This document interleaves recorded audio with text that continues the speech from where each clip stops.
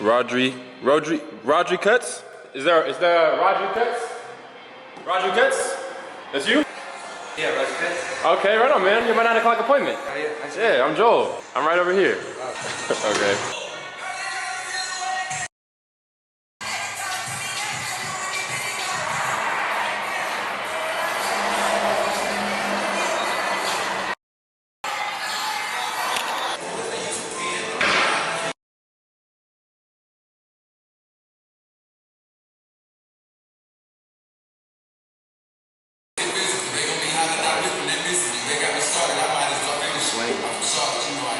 Waves are coming. Stay tuned. Hard work, dedication, Motivation, consistency. the will to keep going. When the going gets tough, You keep going. Hey, what was that? I keep forgetting. What was that in the book?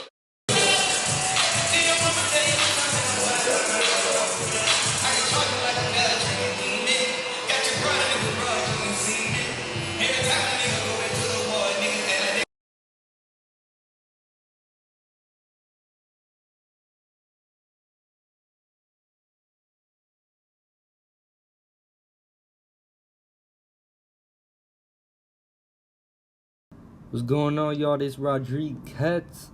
I'm back, and right here I'm gonna be showing you how I completed this taper. We did level the sides out to a number 2, so the steps should be simple if you know what you're blending into. Starting off this cup, I'm gonna just do a rough outline of these C cups to where I see what I'm tapering into, and I have just a cleaner canvas to start off with. To achieve this look, I'm gonna start by dragging my finger from the other C cup across his forehead and just creating a marker or a pinpoint of where I want to start that edge up. I don't want to start it too high, I don't want to start it too low. The main thing with these tapers is keeping a symmetry with the hooks. Like if you look at the person's perspective from like their face to face, you don't want one side to be higher, so it's very important that you have those matched. Definitely looking in the mirror as well helps with the symmetry. Starting off with my guideline, I'm gonna throw in a triangle. This is for that burst taper look. I'm going no higher than the earlobes of the top of the earlobe. Once you reach that point, I feel like you're going too high, so make sure you don't go any higher than that. Right here I got my blade open. I'm just going up about 1/2 inch, and then I'm gonna notch my way down, knocking out that bottom line. An important part about making this guideline is following the curve of this taper. You do want that pop, like round look, so you know, just keep that curve and follow that pattern the whole time with every guideline. Moving on, I'm gonna start with my one guard open, and I'm just repeating my steps again, going up about 1/2 inch. Just to make sure everything's even. On to the next. I got my half guard halfway open on my bevellers, using my corners, notching my way down, trying to remove that line, going no higher than the actual guideline, because if then you just made a guideline with a 0. I'm coming in using my corners around his ear.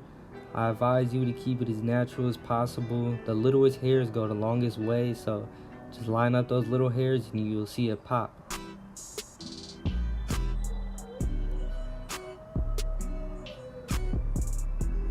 To finish this taper off, I got my 1.5 guard all the way closed, and I'm just flicking that line out, trying to get it out as best as possible. And here comes the detail work. What I advise you to do is grab another clipper that you didn't use while doing the taper, and you use that clipper to refine the taper. For me, I like to use my speed lines because it has a ceramic blade. I can hear the hair being cut. And I'm gonna just start my way with this one guard open, and I'm working my way down, trying to remove every dark spot, utilizing your corners. Trying to make this blend smooth as possible.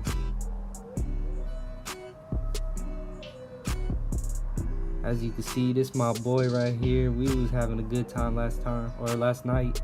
We was just chopping it up while I was cutting his hair. It was real cool. I haven't seen him for a while since we went to high school, so it was dope. Alright, look, right here is this right here. I'm just point cutting. I got my shears, and every dark spot that I see, I'm coming in, I'm just splicing it, just boop, splicing it right in half. The main objective with this, of course, is getting out the dark spots.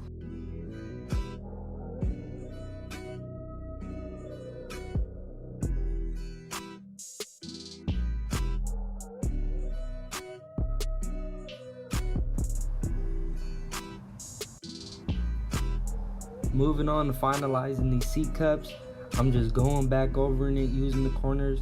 I like to start from the top of the temple and then hit it from the bottom and work my way up and connect it right in the middle. Definitely using the corners is going to be the best way to get these seat cups to really pop. Pay attention to your hairlines. I feel like that's what makes the biggest difference. A blend could be cool, but then if you throw that hairline in and you make them seat cups pop, that's what's gonna give that fresh look. You're gonna see me come in with my black ice pencil right after I line this dude up. I'm basically coming around and I'm lining them up with a pencil. I'm just tracing his outline, and I'm getting it prepared for me to hit it with the trimmers again to blur out that line. All this is an extra step to making your hairlines pop out even more and adding a bit more detail to finalize this cut. The clients recognize it, they love it, and I also love it within my work. So after I hit that line, man, this taper should be good. Appreciate everybody that have watched this video. Let me know right down there in the comments if you learned something. Go ahead, like, comment, and subscribe. Once again, I'll catch y'all later. This is Jfadeit Cuts. Peace.